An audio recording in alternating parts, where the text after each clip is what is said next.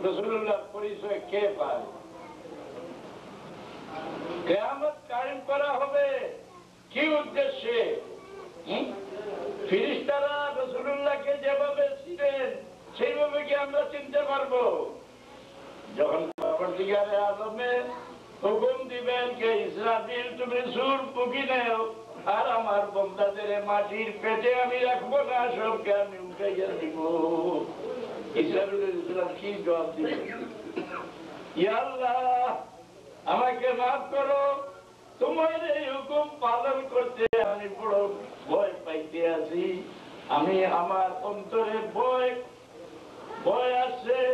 আমি যে সিংহায় ফুঁক দিব, আমার সিংহার আওয়াজ শুনিয়া তোমার হাবিব আরামের ঘুম তাকিয়া যদি চমকিয়া উঠেন, ইয়া আল্লাহ তবে আমি ধ্বংস হয়ে যাইব।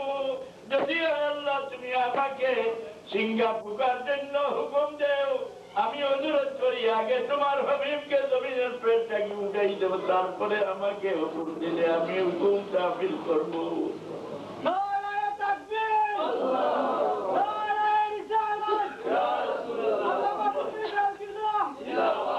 ونفخ في الصور فصعق من في السماوات ومن في الأرض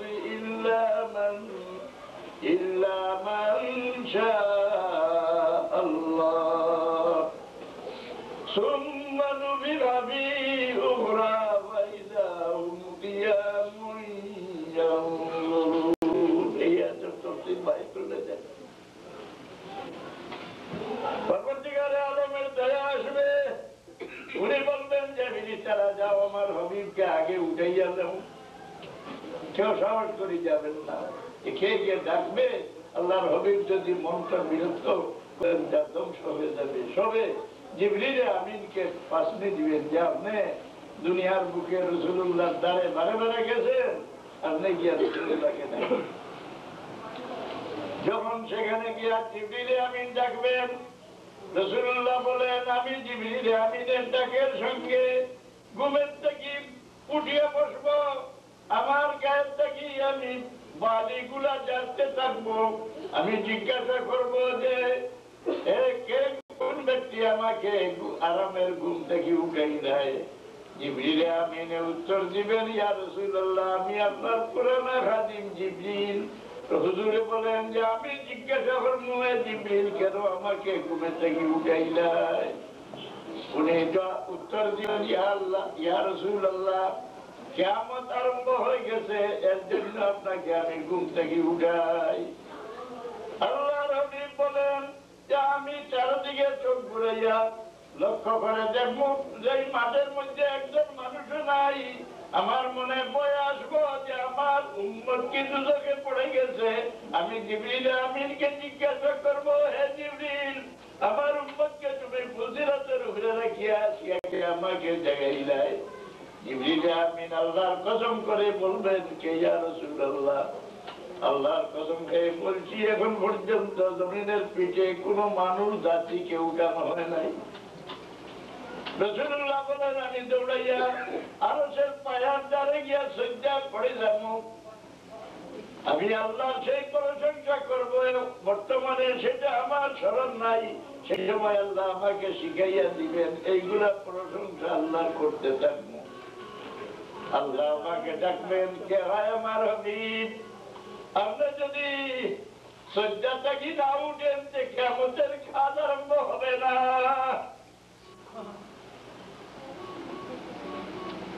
ইয়া রাসূলুল্লাহ আপনার চেহারা মোবারক আমাকে দেখাইয়া নেন।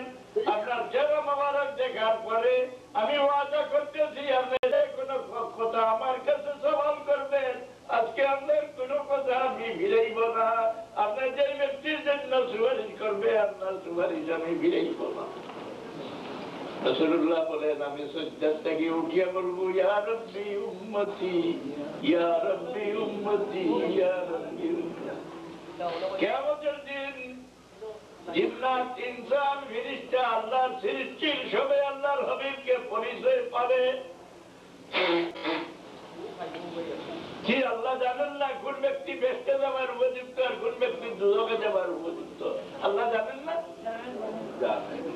এরপরে কিয়ামত কায়েম করা, পাল্লা দাঁড় করা, হাউজে কৌশলে এখানে পানি খাওয়ানোর এই ব্যবস্থার দরকার কি? বলে হে জগতের আমার সৃষ্টি সব দেখো, আমি যিনিকে আমার হবিব উপাধি দিয়েছিলাম, আমার হবিবের মর্যাদা আমার কাছে কি পরিমাণ আছে সবে নিজের চোখের সামনে দেখি নেও।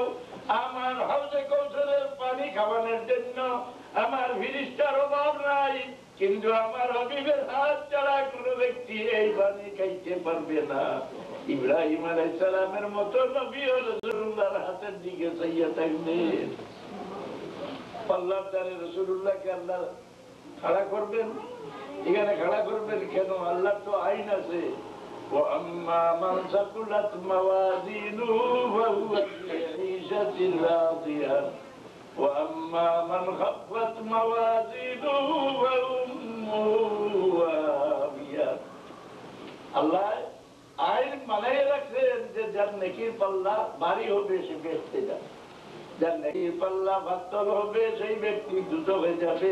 রাসূলুল্লাহকে দাঁড়ে খাড়া রাখার উদ্দেশ্য কি? রাসূলুল্লাহকে দেখাইয়া ওনার উম্মতকে শাস্তি দেওয়া? আল্লাহ বলবেন, আমার হাবিব এই আইন সবের জন্য আমি বানাইয়া রাখছি, কিন্তু আপনার উম্মতের জন্য এই আইন নয়। আপনার সেখানে দাঁড়াইয়া থাকেন, আপনার যে ব্যক্তিকে দেখিয়ে বলবেন এই ব্যক্তি আমার উম্মত, তার জন্য আমি দুজকের আগুন হারাম করে দিব। নারে তাকবীর, নারে তাকবীর, নারে রিসালাত। তাফসীরে ইবনে কাসীরে লিখলেন যে আদম আলাইহিস সালামকে আল্লাহ আরশের দ্বারে উঁচা জায়গায় বসাইয়া রাখলেন, যে আদম আপনার চারিদিকে লক্ষ্য দেও, কোন উম্মতি মুহাম্মদী বিপদে দেখলে আমার হবিবকে সংবাদ দেও, এই ডিউটি আজকে তোমার।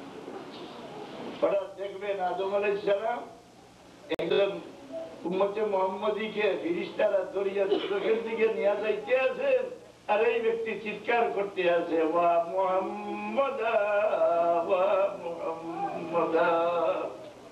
উনি বুঝতে পারবেন যে এই ব্যক্তি উম্মতে মুহাম্মদী। রাসূলুল্লাহ সাল্লাল্লাহু আলাইহি সাল্লামকে ডাকলেন, কেউ মুহাম্মদুর রাসূলুল্লাহ আপনার এক উম্মতকে ফেরেশতারা দুচোখে দিয়ে যাইতে আছে, আপনার তার সাহায্যের জন্য আগে বাড়েন। রাসূলুল্লাহ বলেন, আমি পিছনে দেখি দৌড়াই, ফেরেশতাদের ডাকমু যে ফেরেশতারা ঠরো, হে ফেরেশতারা ঠরো, কিন্তু আমার ডাকের জন্য ডাকে তারা ঠরবে না, আমার ডাকের উত্তর দিবে। যখন আমি নিরাশ হয়ে যাইব সেই সময় আমার গালের উপর হাত রাখি আল্লাহর আরশের দিকে চোখ উঠাইয়া আমি দেখবো, আমার দেখার সঙ্গে সঙ্গে আল্লাহর রহমতের দরিয়া জুস মারবো। আল্লাহ বলবেন, হে ফেরেশতারা আমার হাবিবের ডাকের জবাব দেও। ফেরেশতারা ঘুরিয়া আসে বলবেন, ইয়া রাসূলুল্লাহ আমাদের কি কারণে ডাকেন? বলে, আমার উম্মতকে তোমরা কেন দুজকে নিয়ে যাও? যারা বলবেন আল্লাহর আইন, নেকির পাল্লা পাতল হয়ে গেলে বাড়ি হইলে বেচতে যাবে, নেকির পাল্লা পাতল হইলে সে দুজকে যাবে। আল্লাহর আইনে সেই ব্যক্তি শাস্তির উপযোগী, তাকে আল্লাহ অর্ডার দিচ্ছেন দুজকে নেওয়ার জন্য। আমরা নিয়ে যাইতে আছি, আমরা লা ইয়াসুনাল্লাহ মা আমারহুম ওয়া ইয়াফআলুনা মা ইউমারুন। আমাদের সামনে আল্লাহ বলছে, আমরা আল্লাহর আদেশের উল্টা কোনো কিছু করি না।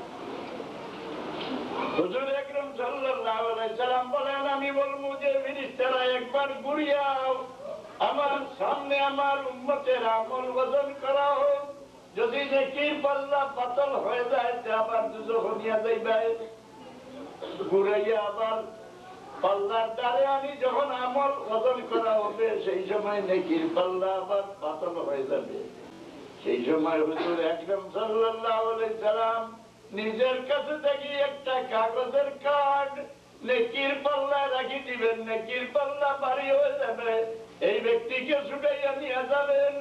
এই ব্যক্তি জিজ্ঞাসা করবেন যে সাহাব এত বিপদে আমাকে সাহায্য করলেন, আপনি কে? আমাকে আমি পরিচয় পাইলাম। হুজুর বলেন, আমি বলবো যে আরে আমার মায়ের উম্মত, তুই আমাকে দেখছ না? তুই আমার উপর ঈমান আনছিলে, আমি তোর নবী, আমার নাম মুহাম্মদুর রাসূলুল্লাহ সাল্লাল্লাহু আলাইহি ওয়াসাল্লাম। কি জিনিস দিয়ে সাহায্য করলেন? বলে আমার উম্মত তুই ভুলে গেছ, ফলানা তারিখে তুই আমার জন্য দুরূদ শরীফের হাদিয়া পাঠাইছিলে, সেই দুরূদ শরীফকে আমি এই কার্ডের মধ্যে হেফাজতে রাখছিলাম, এই কার্ড তোর নেকির পাল্লাতে দেওয়ায় নেকির পাল্লা ভারী হয়ে গেছে। রাসূলুল্লাহ সাল্লাল্লাহু আলাইহি সাল্লাম একমাত্র এক যন্ত্র যে উনারে দিয়া বেহেশতি আর দুজখী আলোক করা, যার অন্তরের আর কানেকশন আল্লাহর মহব্বত কে বলে?